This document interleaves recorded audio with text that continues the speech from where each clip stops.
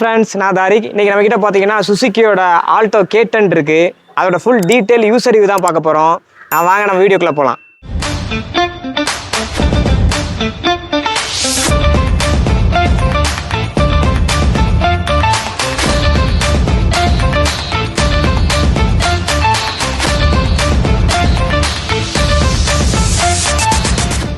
இப்போ நம்ம கூட பார்த்தீங்கன்னா இந்த காரோட யூசரான தாஜுதீன் இருக்காங்க. அவங்கள்ட்ட நம்ம ஃபுல் டீட்டெயிலாக இதோட எக்ஸ்பீரியன்ஸ் என்னென்னு நம்ம கேட்டு தெரிஞ்சுக்கலாம். இப்போ ஆல்டோ வந்து வாங்கியிருக்கீங்க. இந்த ஆல்டோ வாங்குறதுக்கு முன்னாடி வேறு எதுவும் மாடல்ஸ் எதுவும் நீங்கள் பார்த்தீங்களா? சின்ன வண்டியாக ஆட்டோமேட்டிக்கில் பார்த்துட்டு இருந்தேன். அப்போ 2-3 ஆப்ஷன் பார்த்துட்டு இருந்தப்போ எனக்கு கொஞ்சம் ஆல்டோ கொஞ்சம் பிரியமாக இருந்தது. என்ன காரணம் பார்த்தீங்கன்னா, ஆல்ரெடி நான் ஆல்டோவில் 800 வச்சுருந்தேன் மேனுவல். சரி. அது என்ன அப்படின்னா, மெயின்டைன் வைஸ்லேயும் சரி, ரன்னிங் காஸ்ட்டு மற்ற எல்லாத்துலேயுமே இது வந்து நம்ம ஒரு புல்லட் வச்சுருந்தா ஒரு செலவு பண்ணுவோம், என்ன ஒரு மெயின்டைன் பண்ணுவோமோ அந்த மாதிரி ஒரு லெவலில் இருக்கிறனால சரி, நம்மளுக்கு ரொம்ப எக்ஸ்பென்ஸ் இல்லாமல் கை கடக்கமாக இருக்கிற மாதிரி நம்ம அதனால தான் ஆல்டோ சூஸ் பண்ணது. இது வந்து என்ன மாடல்? இது என்ன மாடல்? இது வந்து ஆல்டோவில் இப்போ முன்னாடி 800 வந்திருந்தது. 2022 ஸ்டாப் பண்ணி இப்போ 2022 வந்து ஆல்டோ K10 மறுபடியும் முன்னாடி இந்த சீரீஸை மறுபடியும் கண்டினியூ பண்ண ஆரம்பிச்சாங்க. ஓகே. இப்போ இது ஆல்டோவில் K10 இப்போ லேட்டஸ்ட் ஃபேஸ் லிஃப்ட் ஆனது. இந்த மாடல் பார்த்தீங்க அப்படின்னா இதில் பொதுவாக ஆல்டோவில் LXi, VXi ப்ளஸ் அந்த மாதிரி 3 வேரியன்ட் வருது. இது வந்து VXi ப்ளஸ் ஆட்டோமேட்டிக் அந்த வேரியன்ட். இது இருக்கலே, அதாவது ஆல்டோலே டாப் மாடல் அது மாதிரி வருது. இப்போ இந்த ஆல்டோவை பொறுத்தவரையில் உங்களுக்கு என்னென்ன கலர்ஸ்லாம் கிடைக்குது? நீங்கள் ஏன் பர்டிகுலராக ஒயிட்டுக்கு ஏன் போனீங்க? இப்போ ஆல்டோவில் பார்த்தீங்கன்னா ஒரு 5-6 கலர் ஆப்ஷன்ஸ் வருது. Blue, red, silver. டிப்பிக்கலாக மாருதியில் ஒரு 5-6 கலர் விடுவாங்களா, அந்த எல்லா கலர்லையும் இருக்குது. ஏன் நான் ஒயிட் வந்து பர்டிகுலராக எடுத்தேன்னா, ஆல்ரெடி நம்ம தார் பிளாக் வச்சிருக்கனால அது கொஞ்சம் பிளாக்னு ஆசைப்பட்டு எடுத்தானா மெயின்டைன் பண்ணுறது ரொம்ப கஷ்டமாக இருக்கிறதுனால சரி இந்த வண்டி நம்ம ஒயிட்டு போயிடலாம்னு சொல்லி நான் இதை ஒயிட் ஆப்ஷன் எடுத்தேன். தார் வந்து நம்ம ஆல்ரெடி பண்ணியிருந்தோம் உங்கள்ட்ட இருக்குது அப்படின்ட்டு. தார் இருக்கு போகும்போது நீங்கள் இதை சூஸ் பண்ணி போகிறதுக்கு காரணம் என்னப்பா? காரணம் என்ன, நான் தாரில் மேனுவல் வச்சுருக்கேன். ரெண்டாவது அதோட ரன்னிங் காஸ்ட் கொஞ்சம் கூட, ஏன்னா டயரு மற்ற விஷயங்கள் சர்வீஸ் எல்லாம் அந்த ஒரு பெரிய வண்டிக்கு உண்டான செலவு. ரெண்டாவது அது மேனுவல். ரெண்டாவது பார்க்கிங் ஸ்பேஸ் இது மாதிரி இருக்கப்போ நம்மளுக்கு கொஞ்சம் ரொம்ப ரன்னிங் காஸ்ட்டும் சரி, அதை ஓட்டி நிப்பாட்டி எடுக்கிறது கொஞ்சம் சிரமமாக இருக்குனால நான் அது full and full highway use பண்ணுறேன். இப்போ வெளியே ஒரு லாங் போகிறோம் அப்படின்னா அதை யூஸ் பண்ணுறது. இது சிட்டி, மெயினாக சிட்டி பர்பஸ்காண்டி. இப்போ இப்போ பைக் ஓட்டுறதை நான் நிறுத்திட்டேன். ஃபுல்லாகவே பைக்கு காரும் ஒரே மாதிரி ரன்னிங் காஸ்ட் இருக்கிறதுனால நம்ம ஆல்ரெடி ஹிமாலயன் வீடியோ போட்டிருந்தோம். ஸோ அதனால அதை ஸ்கிப் பண்ணிட்டு ஃபுல்லாகவே நான் இப்போ சிட்டிக்கு ஃபுல்லாகவே சின்ன வண்டி தான் எடுத்து ரொம்ப கன்வீனியன்ட். போனோன்னா வெயில் தூசி இல்லாமல் ஒரு காரில் ஏசியை போட்டு போனோம் வந்தோம், ஈஸியாக இருக்க ஒரு காம்பாக்டாக இருக்கனால ஈஸியாக இருக்கு ஓட்டுறதுக்கு. அதனால ஃபுல் அண்ட் ஃபுல் நான் இப்போ ஆல்டோ தான் யூஸ் பண்ணிட்டு இருக்கேன். பிரைமரி வண்டியாவே இப்போ அதை தான் யூஸ் பண்ணுறேன். இது வெறும் 1000 cc அப்படிங்கிறனால நீங்கள் பின்னாடி ஒரு 4 பேர் 5 பேர் எக்ஸ்ட்ரா வச்சு கூட்டிகிட்டு போகும்போது எந்த வித்தியாசம் இருக்கா? இல்லை, இப்போ இது 1000 cc 3 சிலிண்டர் இன்ஜின் தான். ஆனால் இப்போ நம்ம சிங்கிளாக போனாலும் சரி, ஒரு 2-3-4 பேரை போனாலும் பெருசாக இன்ஜின் திணற மாதிரியோ இல்லை நம்ம ஏதாவது ஓவர்டேக் பண்ணும்போதோ இது பண்ணும்போது டவுன் ஷிஃப்ட் பண்ணி போகிற மாதிரியே இல்லை. ரொம்ப நல்லா தான் பெப்பியாக தான் இந்த வண்டியோட இன்ஜினை டிசைன் பண்ணியிருக்காங்க. இந்த காரை பொறுத்தவரையில் உங்களுக்கு வந்து மேனுவலுமே தர்றாங்க. நீங்கள் வந்து ஆட்டோமேட்டிக் போகிறதுக்கான காரணம் என்ன அப்படின்னா, வீட்டில் உள்ள லேடிஸு பெரியவங்க ஓட்டுறாங்கன்னா ஆட்டோமேட்டிக் கொஞ்சம் ஈஸியாக இருக்கும். நம்ம சிட்டி டிராஃபிக் இது மாதிரி விஷயங்கள்ல கன்வீனியன்ட்டாக இருக்கிறதுனால நான் இதில் ஆட்டோமேட்டிக் நான் போனேன். இப்போ ஆட்டோமேட்டிக்கை பொறுத்தவரை உங்களுக்கு வந்து அந்த கியர் ஷிஃப்ட் ஆகுது, அது எதுவும் உள்ள தெரியுதா இல்லை ஸ்மூத்தாக இருக்கா? அது எந்த மாதிரி இருக்கு உங்களுக்கு? பொதுவாக மாருதியில் உள்ள ANT கியர் பாக்ஸ் வந்து கொஞ்சம் ஓரளவு ஸ்மூத்தாக தான் இருக்கும்.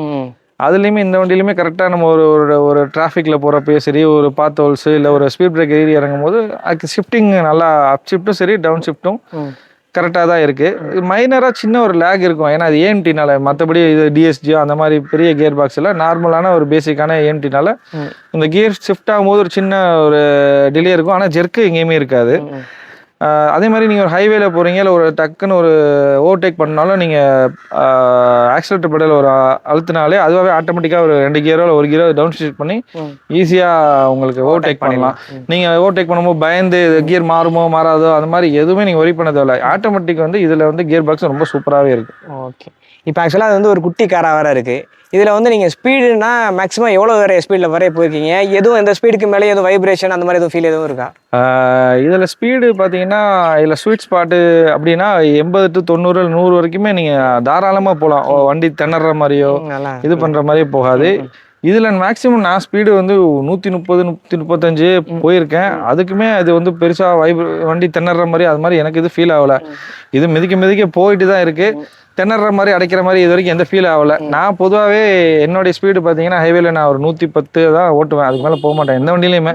அதனால எனக்கு இது கன்வீனியன்ட்டா இருக்கு, திணற மாதிரி இது இல்லை. நீங்க 110 வரைக்குமே அழகா நீங்க க்ரூஸ் பண்ணலாம். ஆமா, ஆனா சேஃபான ஒரு ஸ்பீட்ல போய்க்கிறது. ஆமா, சேஃப்னா நீங்க ஒரு 80-90 ப்ளஸ் நம்ம ரோட்ல என்ன சைன் போர்டு என்ன லிமிட் போட்டிருக்கோ அது கவர்மெண்ட் நார்ம்ஸ் படி நம்ம அதை ஃபாலோ பண்றது என்னைக்குமே நமக்கு சேஃபான ஒரு விஷயம். ஆனா ஸ்பீடு போகும்போது கண்டிப்பா போகும். இதுல வந்து எதுவும் எக்ஸ்டீரியர் என்னென்ன பண்ணிருக்கீங்க? இதுல வரும்போது நார்மல் அந்த ஸ்டீல் வீல் தான் வரும். நான் எடுத்ததுக்கு அப்புறம் அந்த அலாய் வீல் பிளஸ் இது ஸ்டாக்ல வர்றது வந்து 13 இன்ச் அலாய் வீல் தான் வரும். சரி, இப்போ நான் அதை 14 இன்ச்சா மாற்றி டயர் சைஸுமே இன்க்ரீஸ் பண்ணி போட்டிருக்கேன். ஸ்டாக்கில் வருது வந்து 145 செக்ஷன் வரும், நான் இப்போ 165 மாற்றி போட்டிருக்கேன். கொஞ்சம் ப்ராடாக வைடான டயர் மாற்றிருக்கேன் நான். ஓகே. ஸோ லுக்குக்கும் சரி, ரெண்டாவது கொஞ்சம் அந்த வீல் பார்த்தீங்கன்னா கொஞ்சம் ஸ்பீட் பிரேக்கர் அது மாதிரி கொஞ்சம் டப் டப் தூக்கி அடிக்கும். இது கொஞ்சம் சாஃப்டர் சைடாக இருக்கிறதுனால இந்த மாதிரி கொஞ்சம் வீல் மாற்றிருக்கு. அண்ட் இந்த பேட்மேன் மிரர் கப்பு, ஃப்ரண்ட்டு ஸ்ப்ளிட்டரு, இங்கே சைடில் பாடி ஸ்ப்ளிட்டரு, ரியரில் டிஃப்யூசர் போட்டிருக்கேன். ஃப்ரண்ட்ல வந்து ஹெட்லைட் வந்து எல்இடியாக சேஞ்ச் பண்ணியிருக்கேன். கீழே dual white and yellow fog, அந்த மாதிரி சின்ன சின்ன காஸ்மெட்டிக் சேஞ்சஸ் நான் வந்து இதில் எக்ஸ்டீரியராக பண்ணியிருக்கேன். அது போக இன்டீரியர் என்னென்னலாம் பண்ணியிருக்கீங்க? இன்டீரியராக இதில் நான் ஃபஸ்ட்டு இன்ஸ்டால் பண்ணது டேஷ் கேம் போட்டேன். ப்ளஸ் இதுலேயே டச் ஸ்க்ரீன் இன்ஃபோர்டைன்மெண்ட் வருது. அதனால் அது இல்லாமல் இன்னொரு விஷயம் என்னென்னா, இந்த வண்டியில் ஆல்டோ K10ல வந்து இப்போ 4 டோர்லேயும் ஸ்பீக்கர் வருது. முன்னாடி 800ல வந்து ஃப்ரண்ட் 2 தான் வரும், இப்போ 4 டோர்லேயும் ஸ்பீக்கர் வருது. நான் இதில் அடிஷ்னலாக சப்வூஃபர் மட்டும் ஆட் பண்ணியிருக்கேன். மற்றபடி நார்மலாக ஃபுல் மேட்டு, சீட் கவரு, அது என்ன ரெகுலராக நம்ம ஒரு பண்ணுவோமோ அது பண்ணியிருக்கேன். சன் ஃபிலிம் அந்த மாதிரி விஷயங்கள்லாம் பண்ணியிருக்கேன். ஓகே. லாங் டிரைவ்னு எங்கெல்லாம் போயிருக்கேன்? லாங்கு சென்னைக்கு அந்த தேனி கம்பம் சைடு, சேலம் அந்த மாதிரி கொஞ்சம் லாங்லாம் நிறையா போயிருக்கு. மதுரைக்கெலாம் நிறையா போயிருக்கிறது, லாங் நிறையா போயிருக்கேன். லாங்க்கு கொஞ்சம் ஓகே தான். முன்னாடி இந்த ஆல்டோ 800லாம் கொஞ்சம் சைஸ் கொஞ்சம் சிறுசாக இருக்கும்.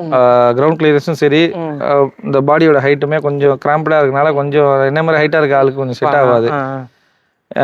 இப்போ இந்த K10ல கொஞ்சம் எல்லாமே சைஸ் கொஞ்சம் பெருசுப்படுத்திருக்காங்க. இப்போ ஆட்டோமேட்டிக்னால இன்னும் கொஞ்சம் ஈஸியாக இருக்குது. கிளச்சு விஷயங்கள்லாம் இல்லாதனால நம்ம ஒரே காலில் பிரேக் ஆக்சிலேட்டர் யூஸ் பண்ணுறதுனால சொல்ல போனால் சைக்கிள் ஓட்டுற மாதிரி, அதுதான் ரொம்ப ஸ்கூட்டி மாதிரி நம்மளுக்கு ஈஸியாக ஓட்டுறதுக்கு இதாக இருக்குது. சிட்டிலையும் சரி, பார்க் பண்ணுறதுக்கோ இல்லை உள்ள நம்ம போயிட்டு பக்கத்தில் போகிறது, ஜாமான் வாங்குறதோ, இல்லை வீட்டில் உள்ள லேடிஸ் யூஸ் பண்ணுறாங்க, இல்லை பெரியவங்க யூஸ் பண்ணுறாங்கன்னா ரொம்ப கை கடக்கமாக ரொம்ப ஓட்டும் போது சந்தோஷமாக இருக்குது. இந்த வண்டி வச்சிருக்கிறத விட யூஸ் பண்ணும்போது டெய்லி நம்ம அனுபவிக்கிறது வந்து அது ஒரு சுகமான ஒரு விஷயமா இருக்குது. எனக்கு இதுக்கு முன்னாடி பெரிய வண்டியெல்லாம் ஓட்டி நம்மளுக்கு அங்கே போனால் வண்டி கார் எடுத்தாலே நமக்கு ஒரு டென்ஷன் வரும். போய் நிப்பாட்டணும், பார்க்கிங் தேடணும். அதெல்லாம் இதில் அப்படி கிடையாது. அழகா 2 பைக் நிப்பாட்ட இடத்துல நம்ம ஒரு வண்டியை நிப்பாட்டிட்டு போயிடலாம். சிட்டி அவர் ரூரல்னு சொல்லி ஓவராலாக வந்து மைலேஜ் என்ன கிடைக்குது? மைலேஜ் பார்த்தீங்கன்னா பெஸ்ட்டு தான். இப்போ நம்ம ஹைவேஸ் போகிறோம் அப்படின்னா நம்மளுக்கு ஒரு 22லேருந்து 24 நம்ம ஓட்டுற டிரைவிங் ஸ்டைலு கொஞ்சம் விரட்டாமல் நார்மலாக ஒரு 80-90 மெயின்டைன் பண்ணோம்னா 24 கூட நீங்கள் சாலிடாக எடுக்கலாம் பெட்ரோல். கொஞ்சம் விரட்டினோம்னா 22. ஆனால் ஹைவேன்னு ஏறிட்டிங்கனாலே 20+ தான், 22+ தான். 20+ கிடைச்சிருது, 22+ கிடைச்சிடும். சிட்டியில் ஓட்டுறீங்கன்னா ஒரு ஆவரேஜாக ஒரு 13லேருந்து 15 அந்த ரேஞ்சு தான். சிட்டி டிராஃபிக்னா ஆட்டோமேட்டிக்னால கொஞ்சம் ஓகே தான். இதுக்கு முன்னாடி நான் மேனுவல் வச்சிருக்கும் போது அதெல்லாம் எனக்கு 10 தான் கொடுத்துச்சு சிட்டிக்கு. ஆல்டோ 800 இது K10 ப்ளஸ் இது ஆட்டோமேட்டிக்னால கொஞ்சம் சிட்டியில் பெட்டராக தான் இருக்குது. ஒரு 13லேருந்து 15 இல்லை 16 வரைக்கும் நம்ம எடுக்கலாம். வண்டியோட லோடு பொறுத்து இருக்குது. இப்போ நம்ம ஃபுல்லாக ஒரு 4 பேர் 5 பேர் போகிறோம்னா கொஞ்சம் அதுக்கேற்ற மாதிரி குறைச்சி தான் கொடுக்கும். ஒரு ஆளாக 2 ஆளாக போகிறோம்னா கொஞ்சம் ஒரு 1 or 2 கிலோமீட்டர் கூட தான் தரும். ஓகே. இப்போ வந்து நீங்கள் ஹைவேலாம் எடுத்துகிட்டு போகிறேன் அப்படின்ற மாதிரி சொன்னீங்க. இப்போ ஹைவேல போகும்போது இது வந்து ரொம்ப லைட் வெயிட்டாக தான் இருக்கும் வண்டி. அப்போ வேறு ஏதாவது லாரிலாம் போகும்போது அந்த ஆட்டுற மாதிரி எதுவும் ஃபீல் இருக்கா? எந்த மாதிரி இருக்கும் உங்களுக்கு? ஹைவே போகும்போது எனக்கு பழைய வண்டி 800 ஆல்டோ 800 வந்து ஒரு மாதிரி பெரிய லாரியோ வெயிட்டான பொருள் போகும்போது அந்த ஒரு அலசல் இருக்கு. ஏன்னா இந்த வண்டியில் அந்த மாதிரி பெருசாக எனக்கு ஃபீல் ஆகலை. சொல்லப்போனால் சுத்தமாகவே ஃபீல் ஆகலை. ஒரு வேணா ரொம்ப ஹெவி வெஹிக்கிள் ரொம்ப அந்த ட்ரெய்லர் மாதிரி போகும்போது வேணா லைட்டாக அந்த வண்டி வேகமாக போகும்போது இழுக்கிற மாதிரி ஆப்ஷன் இருக்கு. அந்த மாதிரி ஒரு விஷயம் இருந்திருக்கலாம். ஆனால் பெரும்பாலும் எனக்கு அந்த மாதிரி பயமோ இழுக்குமோ அந்த மாதிரி இந்த வண்டியில் எனக்கு அந்த ஃபீல் வரல. ஓகேவா தான் இருக்கு. சர்வீஸ் பொறுத்த வரைக்கும் ஒன்றும் இஷ்யூ இல்லை. சிட்டிஸ் எல்லா இடத்துலையும் மாருதி நல்லா தான் பார்ப்பாங்க. இப்போ இங்கே திருச்சியில் இருக்கிறதுமே நல்லா தான் பார்க்குறாங்க. ஆன் டைமில் எடுக்கிறது, ஆன் டைமில் டெலிவரி பண்ணுறது, வேலையை கரெக்டாக செய்கிறது. அதே மாதிரி காஸ்ட் வைஸுமே நம்ம ஸ்டார்டிங்கில் சொன்ன மாதிரி ஒரு புல்லட் 350 கிளாசிக் நம்ம வச்சு அதுக்கு என்னென்ன செலவு பண்ணுவோம், என்னென்ன மெயின்டைன்ஸ் பண்ணுவோமோ அதே அளவு செலவு தான் இதில் ஆகுதே தவிர கூட குறைஞ்ச இதெல்லாம் இல்லை. ஒரு புல்லட்டை மைண்டில் வச்சுங்க. ஒரு புல்லட்டை நம்ம மெயின்டைன் பண்ணால் எவ்வளோ மெயின்டைன் பண்ணுவோம்? ஒரு டயர் மாற்றுறதோ இல்லை ஒரு இன்ஜின் ஆயில் நம்ம சர்வீஸ் பண்ணுறதோ என்ன காஸ்ட் ஆகுமோ ஒரு 2000லேருந்து 4000 ரூபா இல்லை 5000 ரூபா அந்த ரேஞ்சு தான். இது 10,000 கிலோமீட்டர் கொடுத்தோம்னா சர்வீஸு. ஸோ அதனால ஒரு புல்லட்டு நம்ம எப்படி மெயின்டைன் பண்ணுறோமோ அதோட காஸ்ட்டு தான். இந்த ஆல்டோவை பொறுத்த வரையில் அட்வான்டேஜஸ் அப்படின்னா என்ன சொல்லுவீங்க, டிஸ்அட்வான்டேஜ் எதுவும் இருக்கா? அட்வான்டேஜ் எடுத்துக்கிட்டீங்க அப்படின்னா இதோட சைஸு, ரெண்டாவது மெயின்டெனன்ஸ், இந்த 2 விஷயத்துக்காண்டியே நம்ம எடுக்கலாம். மெயின்டைன் பண்ணுற விஷயம், இதோட ரன்னிங் காஸ்ட் எல்லாமே நம்மளுக்கு ரொம்ப சீப்பாக தான் இருக்கும். டிஸ்அட்வான்டேஜ் எனக்கு இதில் பெருசாக எதுவும் படலை. சின்ன சின்ன விஷயங்கள் தான். உள்ளே நம்ம எக்ஸ்டீரியராக ஒன்றும் பெரிய இஷ்யூ இல்லை. இன்டீரியராக கொஞ்சம் நம்ம இந்த பிளாஸ்டிக் குவாலிட்டி மற்ற விஷயங்கள்லாம் கொஞ்சம் இன்னும் ஏதாவது ப்ரீமியம் டச்சு, ஏதாவது ஒரு லைட்டாக ஒரு ஃபேப்ரிக் டச் மாதிரியோ, இல்லை கொஞ்சம் சாஃப்ட் பிளாஸ்டிக்கோ, இல்லை கொஞ்சம் ஏதாவது இப்போ அந்த ஹுண்டாயிலலாம் கொஞ்சம் நீட்டாக இந்த டேஷ் எல்லாம் பேட்டர்ன்ஸ் வச்சு கொஞ்சம் ஷைனிங்லாம் அந்த மாதிரி இன்டீரியர் ஏதாவது கொஞ்சம் டெவலப் பண்ணாங்கன்னா கொஞ்சம் பார்க்க நல்லா இருக்கும். இப்போ இந்த வண்டியை பொறுத்தவரையில் சேஃப்டி ஃபீச்சர்ஸ் அப்படின்னா என்னென்னலாம் தர்றாங்க? இதில் சேஃப்டி ஃபீச்சர்ஸ் பார்த்தீங்கன்னா இப்போ வர ஆல்டோவில் 2024 ஸ்டாண்டர்டாகவே 6 ஏர் பேக் கொடுத்துட்றாங்க. ப்ளஸ் இந்த ஹில் ஹோல்ட் அசிஸ்ட்டு, இபிடி இதெல்லாம் கொடுத்துட்றாங்க. ஸோ மினிமலான என்ன சேஃப்டி நம்ம ஒரு பட்ஜெட்டான காரில் எதிர்பார்க்குறோமோ 6 ஏர் பேக்ன்றது பெரிய விஷயம் இந்த வண்டிக்கு. ஸோ அதை ஸ்டாண்டர்டாகவே மாருதி பேஸ் வேரியண்ட்லேருந்தே கொடுக்குறாங்க. இந்த வண்டியோட ஆன் ரோட் ப்ரைஸ் என்ன வந்துச்சு? ஆன் ரோட் ப்ரைஸ் இது VXI ப்ளஸ் ஆட்டோமேட்டிக்னால ஆன் ரோடு ஒரு 6,80,000 வருது. டீலர் டு டீலர் ஏதாவது அவங்க இந்த இயர் எண்ட் டிஸ்கவுண்ட்ஸு இல்லைனா ஏதாவது இன்சூரன்ஸ் டிஸ்கவுண்ட் போக ஏதாவது ஒரு 10,000 to 30,000 வரைக்கும் மேக்ஸிமம் கொடுக்க வாய்ப்பு இருக்குது. அப்படி பார்த்தீங்கன்னா ஒரு 6.5 லட்ச ரூபாக்குள்ளே நீங்கள் முடிச்சிடலாம். இப்போ வாங்க நம்ம அந்த வண்டியை ட்ரை பண்ணி பார்க்கலாம். உங்களுக்கு பிக்கப்லாம் நல்லாவே இருக்குது. இப்போ ஓட்டுறதுக்கு ஒரு 1000 cc அதுக்கு என்ன பவர் கொடுக்க முடியுமோ நல்லாவே இருக்குது பவர். சிட்டியை பொறுத்த வரையில் உங்களுக்கு SUV அந்த மாதிரி பெரிய வண்டியை ஓட்டிட்டு அது குறுக்கலான சந்தையெல்லாம் போகிறது ரொம்ப கஷ்டம். அதுலேயும் இப்போ எல்லா ஊருமே உங்களுக்கு ரொம்ப டிராஃபிக் ஆகிட்டு வர ஆரம்பிச்சிருச்சு. ஓட்டிகிட்டு இருக்கிறது பார்த்தாலுமே உங்களுக்கு திருச்சியில் ஒரு ரொம்ப சின்ன ஏரியாவில் தான் போயிட்டு இருக்கோம். ரோடு ரொம்ப குறுக்கலான ரோடாக தான் இருக்குது. ஆனாலுமே உங்களுக்கு பெரிய கார் ஓட்டுற மாதிரிலாம் ஒரு ஃபீல் இல்லை. உங்களுக்கு ரொம்ப எஃபர்ட்லெஸ்ஸாக இருக்குது. சிட்டி மாதிரி ஏரியாவுக்கு ரொம்ப கன்வீனியண்ட்டாக இருக்கும் இந்த வண்டி ட்ரைவ் பண்ணுறது. டெஸ்டர் அப்படின்னு பார்த்தீங்கன்னா உங்களுக்கு ரொம்ப மினிமலாக தான் தந்திருக்காங்க. அதில் என்னென்னு பார்த்தீங்கன்னா ஸ்பீடு என்னென்னு காட்டுது, அதுக்கப்புறம் ஃபியூலோட அளவு மட்டும் தான் காட்டுதை தவிர்த்து நம்ம வேறு எதுவும் பெருசாக காட்டல. அதுக்காக இந்த யூசர் என்ன பண்ணிருக்காப்புனா அடிஷ்னலாக ஒரு மீட்டர் வாங்கி வச்சிருக்காப்புல. என்ஜினோட டெம்பரேச்சரு, RPM, பேட்டரியோட வோல்டேஜ் எல்லாமே அதுலேயுமே காமிச்சிருது. அது உங்களுக்கு ரொம்ப யூஸ்ஃபுல்லாக இருக்கும். வேணும்னா உங்களுக்கு அதோட லிங்க் நான் உங்களுக்கு தர்றேன். இப்போ நம்ம வண்டியை டிரைவ் பண்ணி கிட்டத்தட்ட ஒரு 2 கிலோமீட்டர் கிட்ட வந்தாச்சு. ஆனால் உங்களுக்கு கியர் சேஞ்ச் ஆகுதுலாம் பார்த்தீங்கன்னா உங்களுக்கு பெருசாக ஃபீலே ஆகலை. ஃபஸ்ட்டு மூவ் பண்ணுறீங்க, அடுத்தடுத்து 3rd 4th சேஞ்ச் ஆகிறதெல்லாம் நம்மளுக்கு உள்ளே ஃபீல் பண்ண முடியல. அது பாட்டுக்கு இருக்குது. அதே மாதிரி ஸ்டெப் டவுன் ஆகிறதுமே உங்களுக்கு ஒன்றும் பெருசாக ஃபீல் ஆகலை. ரொம்ப ஸ்மூத்தாகவே பண்ணியிருக்காங்க இதை பொறுத்தவரையில். இப்போ இதில் ஃபியூவல் அப்படின்னு பார்க்கும்போது இன்ஜினை பொறுத்தவரையில் உங்களுக்கு CNGமே தராங்க. அதில் பெட்ரோலும் இருக்குது, CNGமே இருக்குது. அது மட்டும் இல்லாமல் உங்களுக்கு பெட்ரோலில் உங்களுக்கு ஒரு 20+ கிடைக்கிது அப்படின்னா CNGயை பார்த்தீங்கன்னா அதுலேருந்து ப்ளஸ் ஒரு 10 வரையே கிடைக்கும் அப்படிங்கிற மாதிரி சொல்கிறாங்க. அப்படி பார்த்தீங்கன்னா உங்களுக்கு ஒரு 20 கிடைக்குதுன்னா CNGயில் உங்களுக்கு 30 கிடச்சிரும். இப்போ இந்த வீடியோட கடைசிக்கு வந்துட்டோம். இந்த வீடியோட நீங்கள் கன்க்ளூஷன் அப்படின்னா இது யார் வாங்கலாம் அப்படிங்கிற மாதிரி நீங்கள் சொல்லுவீங்க?